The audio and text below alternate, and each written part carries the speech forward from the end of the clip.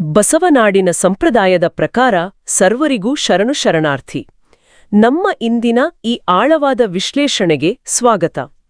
ನಾವು ಚರ್ಚೆಯನ್ನು ಆರಂಭಿಸುವ ಮೊದಲು ಒಂದು ಸಣ್ಣ ವಿನಂತಿ.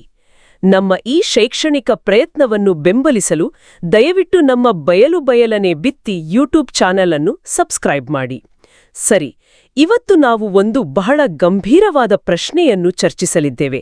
ಒಬ್ಬ ವ್ಯಕ್ತಿ ತನ್ನ ನಂಬಿಕೆಗಾಗಿ, ತನ್ನ ಸಿದ್ಧಾಂತಕ್ಕಾಗಿ ಎಷ್ಟರ ಮಟ್ಟಿಗೆ ನೋವನ್ನು ಸಹಿಸಿಕೊಳ್ಳಬಲ್ಲ? ಪ್ರಾಣವನ್ನೇ ಪಣಕ್ಕಿಡುವಂತಹ ಆಂತರಿಕ ಶಕ್ತಿ ಎಲ್ಲಿಂದ ಬರುತ್ತೆ?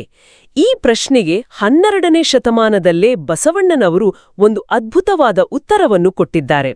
ಆ ವಚನ ಹೀಗಿದೆ: ಎನಿಸೆನಿಸೆಂದೆಡೆನಾ ಧೃತಿಗೆಡನಯ್ಯ, ಎಳುದೋರಿದಡೆ ನರ ಹರಿದಡೆ, ಕರುಡು ಕುಪ್ಪಳಿಸಿದಡೆ ನಾ ಧೃತಿಗೆಡನಯ್ಯ, ಶಿರಹರಿದು ಅಟ್ಟೆ ನೆಲಕ್ಕೆ ಬಿದ್ದಡೆ, ನಾಲಗೆ ಕೂಡಲ ಸಂಗ ಶರಣೆನ್ನುತ್ತಿದ್ದಿತ್ತಯ್ಯ. ವಾವ್! ಮೊದಲ ಸಾಲೆ ಎಷ್ಟು ಸ್ಪಷ್ಟವಾಗಿದೆ ಅಲ್ವಾ? ಎನಿಸೆನಿಸೆಂದಡೆ ನಾ ಧೃತಿಗೆಡನಯ್ಯ ಅಂದ್ರೆ, ನೀವು ಏನೇ ಹೇಳಿ, ಹೇಗೆಯೇ ಬೆದರಿಸಿ, ನಾನು ಧೈರ್ಯ ಕಳೆದುಕೊಳ್ಳುವುದಿಲ್ಲ ಅಂತ. ಈ ರೀತಿಯ ಒಂದು ನಿಲುವನ್ನು ಪ್ರಕಟಿಸುವ ಐತಿಹಾಸಿಕ ಅವಶ್ಯಕತೆ ಏನಿತ್ತು ಆ ಕಾಲದಲ್ಲಿ? ಖಂಡಿತವಾಗಿಯೂ ಇತ್ತು. ನೋಡಿ, ಇದು ಕೇವಲ ಒಬ್ಬ ವ್ಯಕ್ತಿಯ ಧೈರ್ಯದ ಘೋಷಣೆಯಲ್ಲ, ಇದೊಂದು ಇಡೀ ಸಾಮಾಜಿಕ ಆಂದೋಲನದ ಸಂಕಲ್ಪ.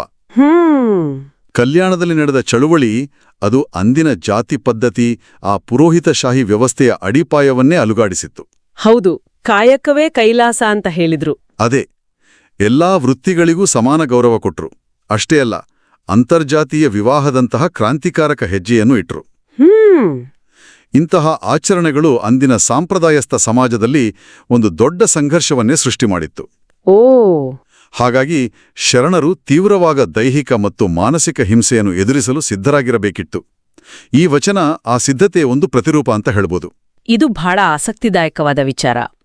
ಹಾಗಾದ್ರೆ ವಚನದಲ್ಲಿ ಬರುವ ಎಲುದೋರಿದಡೆ, ನರಹರಿದಡೆ, ಕರುಳು ಕುಪ್ಪಳಿಸಿದಡೆ ಎಂಬಂತಹ ಘೋರ ರೂಪಕಗಳು ಇವು ಕೇವಲ ಕಾವ್ಯಾತ್ಮಕ ಉತ್ಪ್ರೇಕ್ಷೆಯೇ, ಅಥವಾ ಆ ಕಾಲದ ಪರಿಸ್ಥಿತಿಯ ಕ್ರೂರ ವಾಸ್ತವವನ್ನು ಇದು ತೋರಿಸ್ತದೆಯೇ? ಬಹುಶಃ ಎರಡೂ ಹೌದು. ಇದೊಂದು ಶ್ರೇಷ್ಠ ಕಾವ್ಯಾತ್ಮಕ ಅಭಿವ್ಯಕ್ತಿ ಅನ್ನೋದರಲ್ಲಿ ಸಂಶಯವೇ ಇಲ್ಲ. ಸರಿ. ಆದರೆ ಇದು ಕೇವಲ ಕಲ್ಪನೆ ಅಲ್ಲ. ನಾವು ಚರಿತ್ರೆಯನ್ನು ನೋಡಿದ್ರೆ ತಮ್ಮ ತತ್ವಗಳಿಗೆ ಬದ್ಧರಾಗಿದ್ದಕ್ಕೆ ಶರಣರು ಅನುಭವಿಸಿದ ಚಿತ್ರಹಿಂಸೆಗಳು, ಶಿಕ್ಷೆಗಳು ಅಷ್ಟೇ ಕ್ರೂರವಾಗಿದ್ವು. ಹೌದಲ್ವೇ? ಹಾಗಾಗಿ ಈ ಸಾಲುಗಳು ತಾವು ಎದುರಿಸಬಹುದಾದ ಯಾವುದೇ ದೈಹಿಕ ಯಾತನೆಗೆ ಮಾನಸಿಕವಾಗಿ ಸಿದ್ಧರಾಗಿದ್ದೇವೆ ಅನ್ನೋದರ ಸ್ಪಷ್ಟ ಸೂಚನೆ.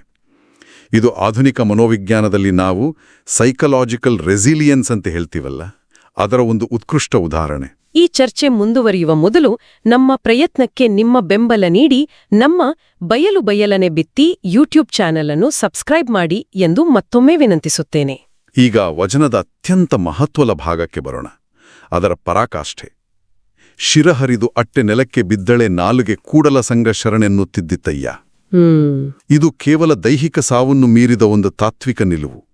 ಅಂದ್ರೆ, ನನ್ನ ತಲೆಯನ್ನು ಕತ್ತರಿಸಿ ನೆಲಕ್ಕೆ ಉರುಳಿಸಿದರೂ, ನನ್ನ ಪ್ರಜ್ಞೆ ಹೋದರೂ, ನನ್ನ ನಾಲಿಗೆ ಮಾತ್ರ ಕೂಡಲ ಸಂಗನಿಗೆ ಶರಣು ಎನ್ನುತ್ತಿರ್ತದೆ ಅಂತ. ಇಲ್ಲಿ ಕೂಡಲ ಸಂಗಮ ದೇವನ ಬಗ್ಗೆ ಸ್ವಲ್ಪ ವಿವರಿಸಬಹುದೇ? ಲಿಂಗಾಯತ ತತ್ವದ ಪ್ರಕಾರ ಇದರ ಅರ್ಥವೇನು? ಖಂಡಿತ. ನೋಡಿ, ಇಲ್ಲಿ ಕೂಡಲ ಸಂಗಮ ದೇವ ಅಂದ್ರೆ ಯಾವುದೇ ಮೂರ್ತಿರೂಪದ ಆಕಾರವಿರುವ ಶಿವ ಅಲ್ಲ. ಲಿಂಗಾಯತ ತತ್ವದ ಪ್ರಕಾರ ಆತ ನಿರಾಕಾರ, ಒಂದು ವಿಶ್ವ ಚೈತನ್ಯ. ನಿರಾಕಾರ ಎಂಬುದು ಯಾಕೆ ಅಷ್ಟು ಮುಖ್ಯವಾಡುತ್ತೆ ಇಲ್ಲಿ? ಬಹಳ ಮುಖ್ಯ. ಹೇಗೆ ಅಂದ್ರೆ, ಆ ಕಾಲದಲ್ಲಿ ದೇವರನ್ನು ಕೇವಲ ದೇವಾಲಯದ ಮೂರ್ತಿಗಳಲ್ಲಿ ಮಾತ್ರ ಕಾಣುತ್ತಿದ್ದ ಸಂಪ್ರದಾಯಕ್ಕೆ ಇದು ನೇರವಾದ ಸವಾಲಾಗಿತ್ತು. ಹೌದು.